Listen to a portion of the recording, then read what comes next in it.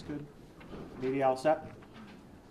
All right, so what we're going to do, I'm Mayor Ben Walsh, joined with the County Executive, Ryan McMahon, here, as well as Chief Mons and Chief Cecil. I'm going to go over what transpired today, give you the details of what we know so far. I'll turn it over to County Executive McMahon to talk about public health impact of today's incident, and then we will all be available for questions. So today at 10:30 a.m., a call came in regarding 2 people possibly dead in an apartment at 821 East Brighton Ave. That's Brighton Towers in tower number 2 on the 6th floor. Mini 18 from the Syracuse Fire Department showed up on scene, as well as AMR. Upon arriving on scene, we confirmed 2 people dead on arrival.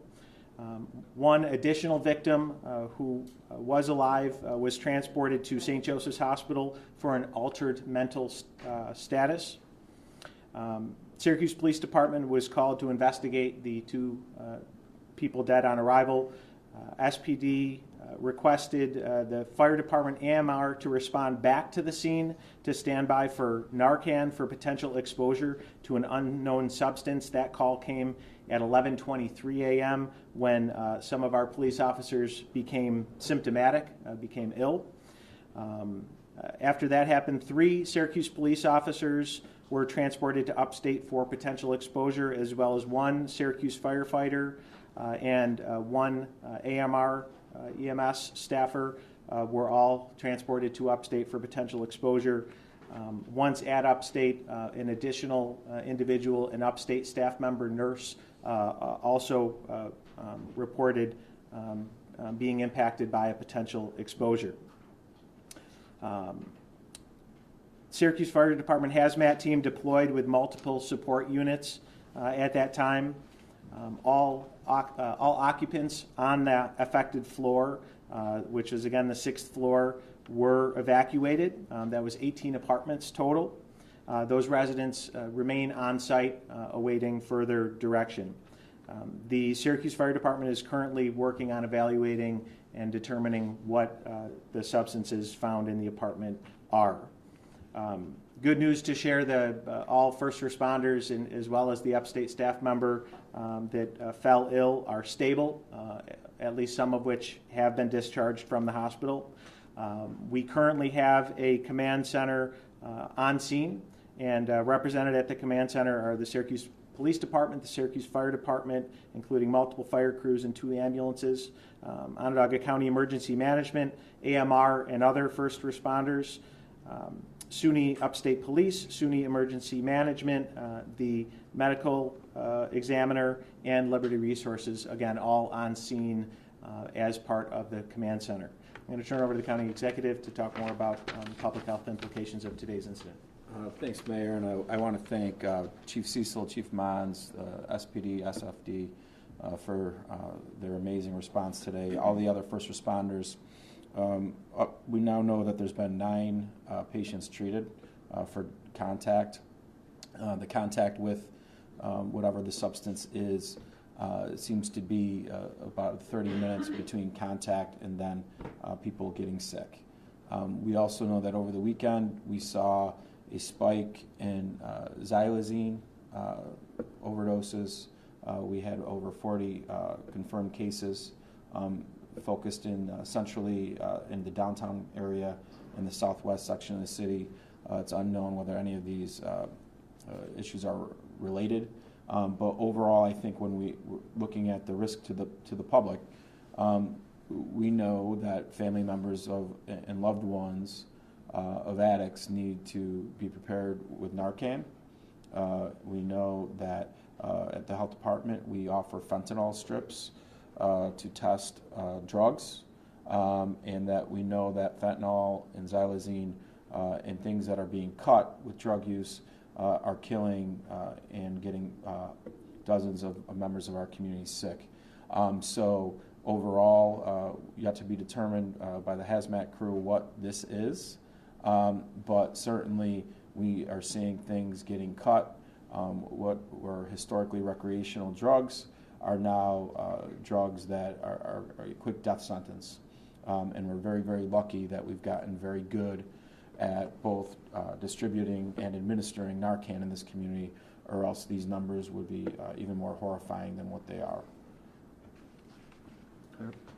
Questions? Do you know who made the 911 call? So it was a neighbor of the apartment made the call to 911. What was it initially that police responded to? Was it a drug overdose? It was a call of two possibly dead people in an apartment. And a third that was with them still alive? Correct. Are they confirmed to have been killed by something like fentanyl, and the first responders are impacted by something else, or was it all related to the same substance? We believe it was all related to the same substance, but we have not yet determined what that substance is. Has fentanyl been ruled out? I don't believe so. Can you give any information on the two people that were found dead? I don't have any information to share on those two individuals. Can you share specific symptoms of what the patients were experiencing in the hospital? Accelerated heart rate and nausea. Do you know if they were treated with Narcan, the first responders? It's my understanding they were not treated with Narcan. When the officers fell ill, they suspected that it might have been related to fentanyl or some related substance, which is why the call went back to the fire department for Narcan. But it's my understanding it was not administered. What's the relationship between the patients who came in and the upstate hospital worker already there then getting sick? Was it thought that this substance or symptoms were spreading throughout the emergency room? It appears that it was through contact. Those that have fell ill were, it appears, in direct contact with the substance, including that upstate nurse. I have a question for the county executive in regards to the fact that in January we saw 25 overdoses. Of course, that was fentanyl related, but we don't know if that was the case for this. But this has been a constant issue that we've seen in our county. How do you respond to that and seeing that? Yeah, real quickly to Andrew's point, the upstate emergency department was shut down for a period of time. It's now opened up again. It was open for trauma-related things. So it just from a perspective, if you are getting sick in the community today and you need emergency room services, certainly upstate is going to be backed up. We know that. Related to the issue of what we're seeing with fentanyl in our community and xylazine right now, what we're seeing, and here's the facts. In the United States of America, fentanyl is killing more people than gun deaths and automobile accidents combined. Okay, so this is a crisis. Locally, our strategy will continue to be to try to prosecute dealers, to work to identify those with law enforcement agencies, to educate specifically young people on the dangers of this treatment, but then getting Narcan out and training people how to use Narcan. What's very scary with xylazine is that Narcan is not effective, and it's very hard for people to identify xylazine right away after a response, because they'll administer Narcan, it's not working, they're waiting for it to work. At the same time, oxygen to the brain is critical in that process, and so this is something that this is a horse tranquilizer that's now being cut in recreational drugs traditionally, right? So people need to understand the risks, and again, we have an all of the above strategy, understanding that these drugs are being sent over to this continent from China, and then they are being marketed and distributed through Mexican drug cartels through the southern border, and that's how they're getting here, and that's above our pay grade here. What we can do is our all of the above strategy. Xylazine is different than fentanyl. I'm not an expert on any of these things. Xylazine is a horse tranquilizer, and it does not respond. Narcan does not respond to xylazine, and so the symptoms of the overdose are very similar. So our emergency providers will, in a situation like this, will administer Narcan, and then Narcan is not effective then with the xylazine overdose, and then it's a race to get oxygen to the brain for those individuals. Is that being considered in this case because of the pattern you saw recently? I think right now, my understanding is the hazmat team has identified a substance, They have not identified what the substance is. Nothing's being ruled out, although it is certainly inconsistent with what we see with fentanyl overdoses. With the symptoms being developed within half an hour, what led to the call that we have to take them to seek medical help versus like what was that trigger that led to going to the hospital versus kind of waiting it out and seeing? Yeah, again, the mayor touched on this. I believe that the timeline was that there was 2 individuals who were in tough shape. The fire department, police department shows up. These individuals had passed. They're working through their investigative process. The fire department is called back because police department members become ill. And so that's kind of what then triggered the emergency response, where then you set up a command center. Hazmat's called in. Chief Mons' hazmat team's been there all day. And so that's kind of what happened. You had emergency professionals become ill from contact with the individuals. Was there a substance found in the apartment? I believe the hazmat team has identified a substance. A powder? I don't know what that is. And would it have been visible on uniforms? And if it was potent enough to make it to the hospital still on someone's body or uniform, I'm wondering if it was visible or noticeable. We just don't have that information yet, Andrew. Are any children or teenagers sent to the hospital as a result of this, to your knowledge? Yeah. Was the building evacuated? The 6th floor was evacuated. How long until, because you said it was all 18 apartments, the mayor said, how long until they can go back into the building? Chief, you have an update on that? Well, currently, right now, they, like the county executive said, we located a substance. They're identifying it. Once they identify it, we're going to run our meters. Once the air is clear, we might have to ventilate the floor. Once we ventilate the floor, we will let everybody back on the floor. So that could be an hour. It could be 2 or 3 hours. It depends on how long the investigation is going to take. Are your meters showing anything now? They're still in the middle of their investigation. Was Red Cross also there to help any of the residents who were I'm there? not sure. I know they sheltered in place either in their apartment or down in a common area. So everybody had a warm shelter to go to during this incident. Yeah, to that point, if in the event that the investigation is ongoing, emergency management has spoken to the Red Cross, and certainly temporary housing will be established for the residents. We heard over the scanner that they were closing down upstate or parts of upstate. Is that Mhm. true? Yeah, the emergency room was shut down at the point when personnel from the hospital became ill, and it was shut down with the exception of trauma. And so the emergency room has since been reopened. How aggravating is it to you that the medical capacity of this community could be impacted by someone's bad decision to take substances that were then exposed to first responders?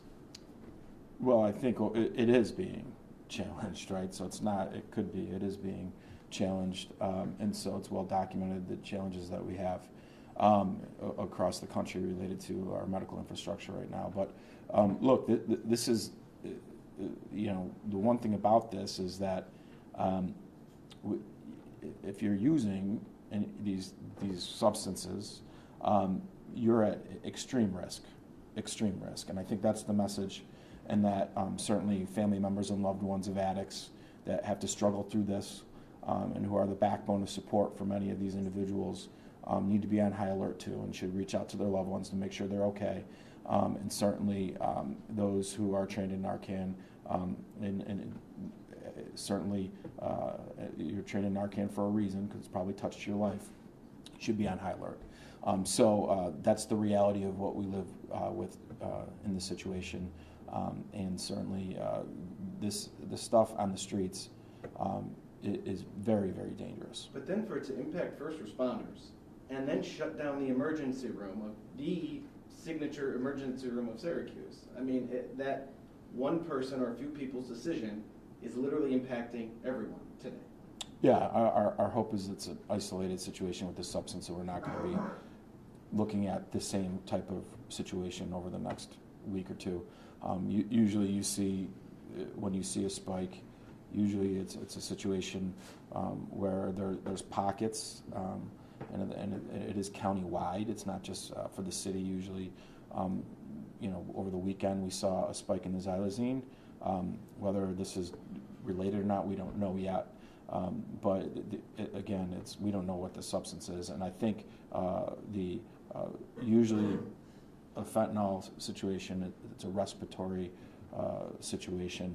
This doesn't seem to be that yet, but the hazmat team will identify what it is, and then we'll update you on the information when we receive it. I'm curious to know when you knew the hazmat team needed to go in. Was it you smelled an odor? Was it after officers started to feel ill? It's our understanding that once the police officers began to fall ill, that's when they called back the fire department and AMR to respond to that. How are the officers and first responders doing? I mean, we know the challenges they have on the job. This is a different category. This is them responding to a substance, and now they're in the hospital. Some are still in the hospital. I guess, how are the ones still in the hospital physically doing, and how's the group of them holding up emotionally? Yeah, again, I would like Chief Cecil and Chief Mons to speak to this because it's certainly personal for them. We're grateful that the officers and the firefighter that were involved are stable and, again, are beginning to be discharged. But our first responders, our first line of defense to any situation, whether it's gun violence or substance use or so many other challenges. And just when you think you've identified all the potential ways in which they could be threatened or hurt, something like this comes up. And so it is incredibly taxing on our officers, on our firefighters, on their families. And I'm just right now grateful that those involved today were okay. But it's maddening, it's frustrating, it's scary. But certainly makes me all that much more grateful that we have men and women that are willing to go out every day and protect us in these situations. So again, I'd like Chief Cecil and Chief Mons to speak to that. Chief. Yeah, so I was up at the hospital. I was able to meet with one officer. The other two were being treated. And then the hospital, the ER closed down, so I had to leave. But they were in good spirits. But as the mayor mentioned, it's just one more challenge we have to deal with. They arrived at that scene on a DOA, but in some cases we go to a DOA and the person isn't DOA. So they arrived there to head into that apartment like they always do to see if they can save some individuals' lives. They didn't expect this to happen. It's not as if it's never happened, but it's very rare for this to happen. So it's just another challenge we're going to have to deal with. But as Chief Mons will tell you too, we're not about to start suiting up every time we go in to try to save somebody's life. We go there, we do our job, and the officers, I'm sure if you talk to all three of them, would say the same thing. Certainly they're not happy this happened. We feel for them and their families. When they go home, they're going to have discussions with their family. Sometimes people forget about the officer being an individual who's going to go home to a family with a spouse, with children, who are going to ask what happened. And there's going to be a hard discussion in that living room, in that kitchen, about this new challenge that they're going to be experiencing on the job. Chief, one question. Oh, I'm sorry. No, Chief. Oh, I'm sorry. Was the unknown substance prepared in any way for distribution, or did you have that information yet? It didn't. I don't have it. From the information I have at this moment standing in front of you, I don't think it was prepared for distribution, just for use, but it will be part of the investigation. Sure. Just to answer the question that was posed earlier, I think, like Chief Cecil said, as a chief of departments, our job is to support our firefighters and police officers. And our firefighters and police officers, I know in our department we take our training very seriously. We train for incidents like this. And so our job is just to support them the best we can, to make sure their family's okay when they're discharged from the hospital when these types of things occur. But even when you're well trained and you're prepared for these types of things, things go wrong and situations like this do occur. So our job is just to provide as much support, but we ultimately rely on our training to get us through this. And after this call is over, they're going to put back their uniforms back on, and they're going to be ready to respond to keep the citizens of the city safe. So I just wanted to, add that our training is the number one thing that we do to try to keep our firefighters and our police officers safe. Are the rest of the floors, units safe, contained, no concerns? Right now, from the Unified Command up at the building, they're saying that the only people that were affected were the people that had interaction with that apartment. One more question? Just for clarification, 9 people were treated, and 3 police officers, 1 firefighter, an AMR staff member, upstate staff member. That's 6. Where's the 3 others? Yeah, we're our assumption right now, and again, it's just an assumption, is potentially more medical staff at the hospital. Okay. Thank you, everybody.